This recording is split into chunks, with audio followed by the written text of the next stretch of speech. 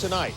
Valeri Zelepukin with 7.7 seconds left scores, beating Mike Richter and sending the game to overtime and setting up the heroics of Stefan Matteau. Right now the players are having a hard time finding the puck. Stefan Matteau's got it. Matteau center, taking it. They score! They score! The Rangers have won the game! 1940 is history! 1940 would become history after they beat the Vancouver Canucks in the final. Now we're heading into overtime. What's your strategy? Well, both coaches have a ton of great offensive players on their bench. What they'll be doing is they'll be playing those guys a lot. You're going to see Sakic, Forsberg, Drury, the list of the usual suspects coming on the ice for Colorado. Scotty Bowman, who likes to play more players and go with a deeper bench, will shorten that at the start. As the overtime goes longer, then the benches will become longer. But right at the start, first 10 minutes, you're going to see about 8 guys on the ice for both teams. It's been interesting. Of all the teams that are in the playoffs, the 4 teams left, it seems like in overtime, Colorado's the most aggressive getting in overtime, wanting to get it over early. Because they got the goaltender. They know that if they make a mistake, that goalie's going to bail them out. He's done it for 4 years, 5 years in Colorado, so they really have respect and confidence in him. And also, they got confidence in each other. They've been through it so many times. We've just showed you all the overtime goals they've scored. Guys like Drury want to get in that ice. They want that feeling again. It feels so good to score an overtime winner. And as he said, he scores a lot of overtime winners because he's on the ice with this Forsberg guy. Yeah, Chris Drury scoring goals with number 37. Right. Doesn't matter. 18. Doesn't matter what the number is. He will find a way. Good last few kids out there. Doesn't matter what number you're wearing. It's not the name on the back or the number. It's what you do with it. Meanwhile, Dominik Hasek has done quite a lot with that number 39. That's one of the reasons we're headed to OT. This soldier will in honored glory rest under my eternal vigilance. This final line of the Sentinel's creed characterizes the feelings of those who keep watch over the tomb of the unknowns. When the first unknown was interred at Arlington in 1921, the mission of guarding the post was given to civilian watchmen. In 1926, a military guard from the Washington Provisional Brigade took over, but maintained their watch only during daylight hours. 11 years later, the watch was expanded to 24 hours. Then in 1948, the Tomb Guard mission was assumed by the 3rd United States Infantry. Known as the Old Guard, it is the oldest active infantry unit in the U.S. Army. Today, the tomb remains under the watchful eyes of the Old Guard. The qualifications for the post are strict, and the training is difficult. But for those who guard the tomb, there is no higher honor.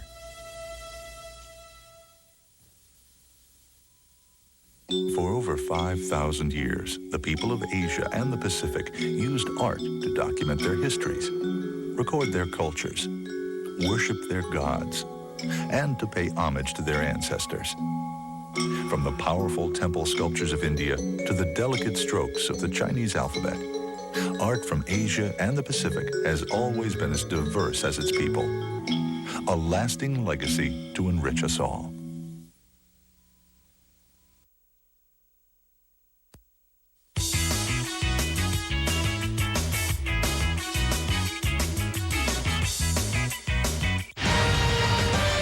Welcome back to Detroit, everybody, as we get set for overtime in the third period where both teams had chances. Brendan Shanahan off the post, knocked away finally. He went back, looked up on the big screen saying, oh my gosh, Peter Forsberg.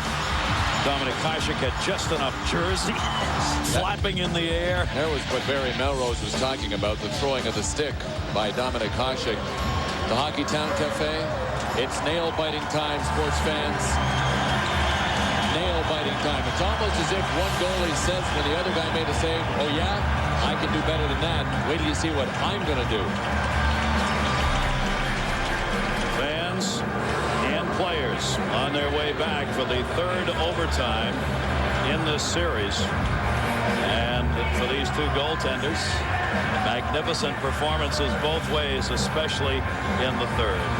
Gary Thorne, Bill Clement, and Brian Engblom.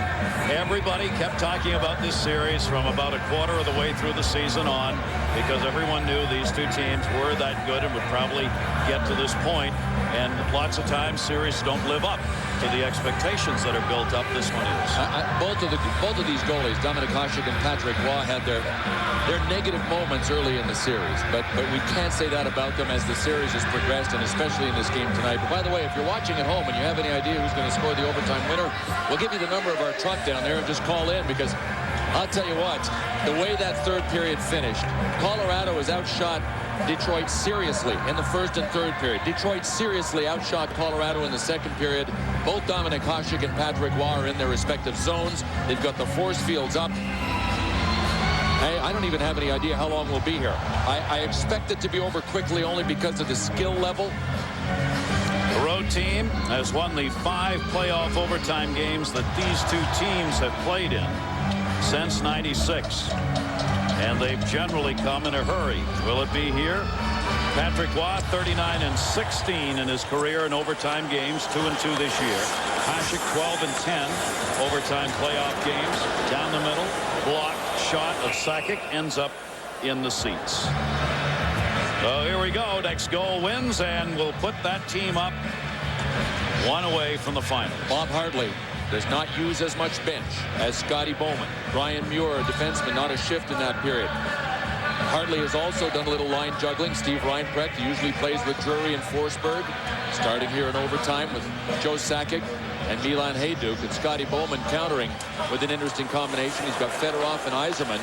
But instead of having Brendan Shanahan out there with that unit, Kirk Maltby for a little D. So they'll continue, both coaches, to mix them up here in the overtime. Fisher will send that one in around the near side. Yzerman stepped up on Kasparaitis. Kasparaitis has played a solid game both ways here tonight. 3-on-3 the other way. Dropped off. Reinprecht has got a goal. Poked away. Chelios, who makes him pay. There's Chelios. Get it up to Maltby. Maltby's got Yzerman. Steve Yzerman from center. Wide of the net. They change it up. Waugh played it up. Didn't get it out. Passed it right to Yzerman. Back into the corner. Shanahan. Shanahan got it away. Wilsey there. Wilsey cleared it off the near side boards. A tremendous flurry both of these teams had in the final minute of the third. It'll settle down a little here, but the game, if it goes like most overtimes, will come in spurts. Mentioned Maltby with a little D on that starting line. A little offense for the grind line because Shanahan's out there with Draper. Centered Shanahan off the stick of Patrick Roy. May not have been going on net, but he got a stick on it anyway. Colorado can't clear, but it goes through the legs of Lidstrom. Here comes Forsberg. Forsberg trying to cut in. Lidstrom won't let him. Dominik Hasek cleared it around to Shanahan. Shanahan hit by Drury. Drury got the puck back to Forsberg. Forsberg, he'll spin it. Forsberg looking into the middle. A shot blocked into the corner off Drury's stick. Shanahan bangs it up and out. Darren McCarty. McCarty moved it up. Onside. Larionov between the legs on the pass. Poke check from behind. Kasparaitis on McCarty. Kasparaitis clears the zone. Icing. These guys don't want to be here long, do they? Oh, man. There's a spurt. Great chances at both ends to start overtime. Obviously, everybody's got their skating legs, and the first shift in overtime, there's a big rush of adrenaline. Brendan Shanahan, not a goal in 21 shots in the series. Now he's out there with McCarty and Draper. Chris Draper with his speed just beat everybody to the puck. Threaded the needle to Brendan Shanahan. That hit the stick of the post. Well, I'll tell you what, Brendan Shanahan can't come any closer than he did late in the third period when he hit the post. And on that backhand shot, you get the feeling that he's due if he just sticks with it. He has 2 overtime game-winning goals in the playoffs. Brendan Shanahan does. Brett Hull has 3, going for 4. Had it blocked out to center. And just another block shot for Eric Messier. Right down in front of it, and he knocked it away. That is block number 8 in the game for Eric Messier. What a game he has played defensively for the Colorado Avalanche. The Red Wings have 9 blocks as a team. Sent back into the corner. Patrick Roy dumps it behind the net. Robitaille, Larionov, and Hull on this line. Robitaille tried to center, came right back to him. Hull came in and dug the puck out. Hull moving it up, takes the chance. Got blocked right in the middle of the slot. Moved back up. Blake able to clear it out, and it will be dumped in by Dan Hinote. Round the far side boards. Lost in the middle. Aaron pass 2-on-1 down low. Blocked! Near side. Hajduk tried to get it through. Dandino couldn't do it. Hull clears it back out the other way. It's sent in by Duchesne. Near side Hajduk. Hajduk takes it behind the net. That would have been a 2-on-1 if not blocked. Cleared back into the middle. Loose. Fisher drops it deeper. Chelios played it up. Fedorov had it, lost it. Came though to Yzerman, who swept it out. Maltby still out there. Along the near side, Maltby forehand chance. Waugh actually ended up off the backhand, one-handed. Back to Chelios. Wrists it in. That one got deflected wide by Fedorov. Skula puts the hit on Maltby. Held in by Detroit, though. Fedorov in the middle turn. Shoot, save! Left pad of Patrick Waugh. As Fedorov got one on the ice. Fedorov still there. Turns it. Into the corner. Maltby went sliding by. Skula. Now Yzerman there. Yzerman picks it up. Steve Yzerman sends it back. Waugh comes out to play it. Off the boards. Colorado can't clear again. Yzerman. Long shift for Colorado. Yzerman looking in front. Yzerman turning. Reinpretz out of gas.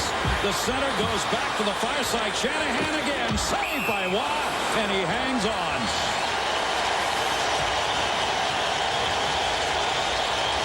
Everything but twine for the Red Wings.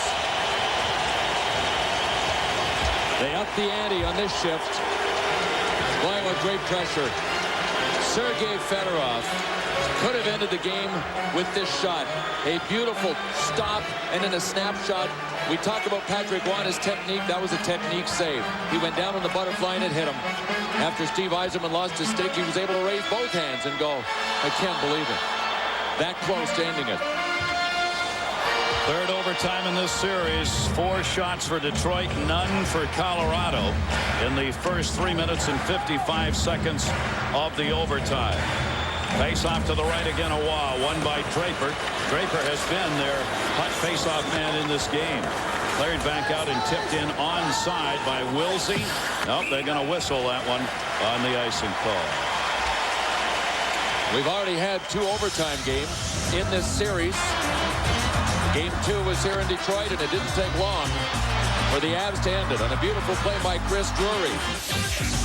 The series shifted to Colorado. Game 3, caught in a line change. Frederick Olofsson, blast, little deflection, and an overtime winner for Detroit. Drury got his at 2:17 in the overtime win, and Olofsson got it at 12:44 of the overtime. The all-time playoff overtime marks for the Avalanche and the Red Wings. Well, it's interesting how both coaches have retooled their lines here for overtime. Drury now has Wilsey and Forsberg. Shanahan is still out there with the grinders. Draper got a shot right off that face-off and put it in on Patrick Waugh. Draper is hot right now and taking the draws, so he'll be out there. He was 8 for 13 through regulation. McCarty, the high flip into the corner. Kasparaitis back to get it. Shanahan on it. Taken by McCarty. McCarty, Draper, Shanahan. Shanahan. Scotty Bowman saying, you've been close. I'm going to keep you out there and see if you can do it. Near side to Forsberg. Forsberg from the red line will just dump that in, and the Avs will change it up. Olofsson on the near side. Frederick Olofsson's pass partially deflected by Highnote. McCarty can't get it in by DeVries. Played back. Paul being chased down by Devereaux, and the 2 Red Wings collide over there. Believe it or not, tomorrow night, more of the same to come your way. Different names, different colors. It'll be in Toronto. Stanley Cup playoffs exclusively on ESPN. The Hurricanes and the Leafs. The Canes need 1 more win to move to the Stanley Cup Finals. The Leafs 1 more to send it to a Game 7.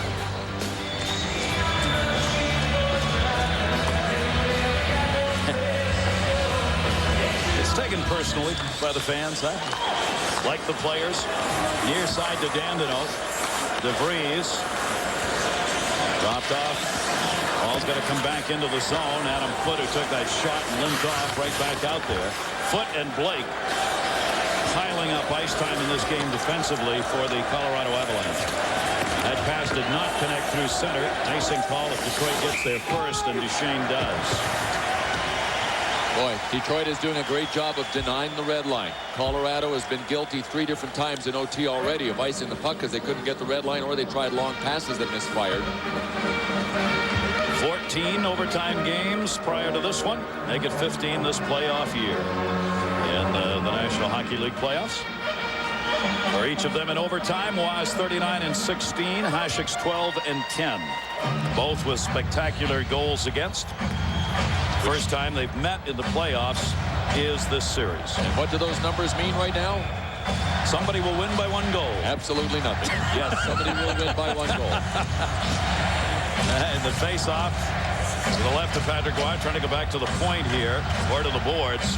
Sergei Fedorov was trying to get it back to Hull, but Sakic won the draw. Cleared around for DeVries.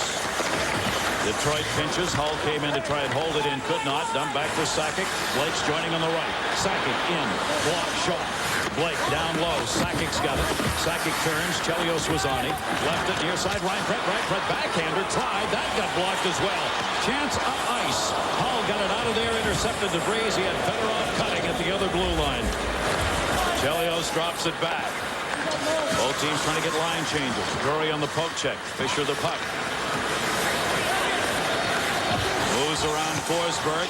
Got it over to Sergei Fedorov. Dropped it to Hull. Hull trying to wrist it in. Misfired. 3-on-2 opportunity. Hull fell down, but he took a man with him. Would have been an odd man rush for the Avs, but Hull behind the play took Peter Forsberg by the legs and said, I'm down and you're not going anywhere. Draper trying to rush it in, tied up by Foot. Draper lost his stick. Cleared up onside. Looking into the middle. Drury couldn't get it. Save, score! Colorado wins the game! Peter Forsberg!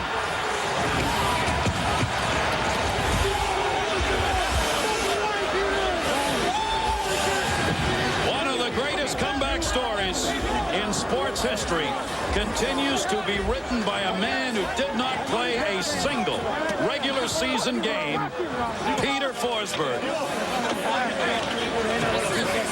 What an incredible move he put on Dominik Hasek. Perhaps the greatest breakaway artist in the history of the game. Dominik Hasek, breakaway stopper, and Peter Forsberg, who has scored in penalty shootouts in the Olympics, one of the great breakaway artists. Look at the fans. They're just sitting here stunned. The Red Wings did so many things right at the end of regulation in the third period. They came out and pressured earlier in overtime. One breakdown is all it took.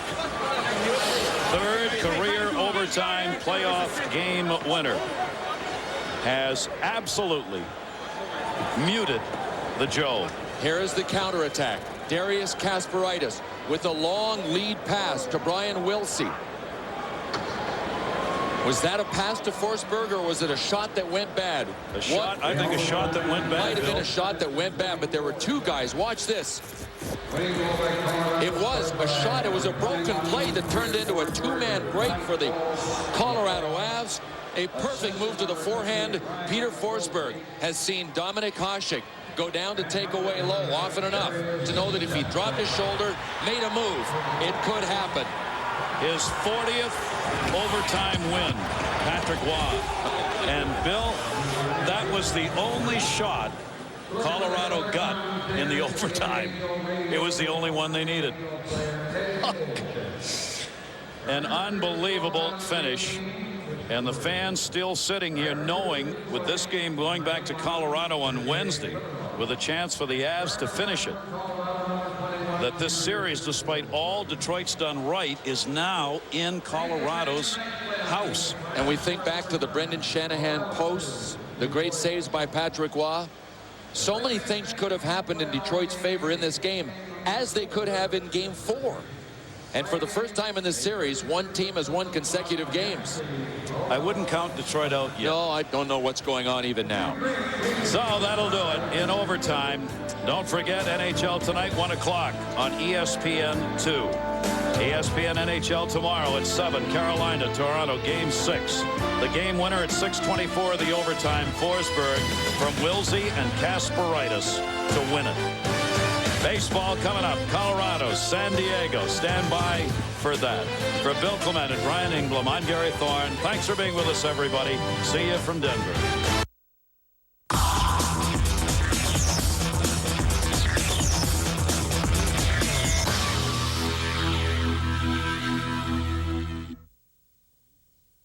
We now rejoin our normal programming. On a line read to 3-6-6-4-6-2-7-6. Andre Gaudenzi to make matters worse, the last 3 times these two faced off.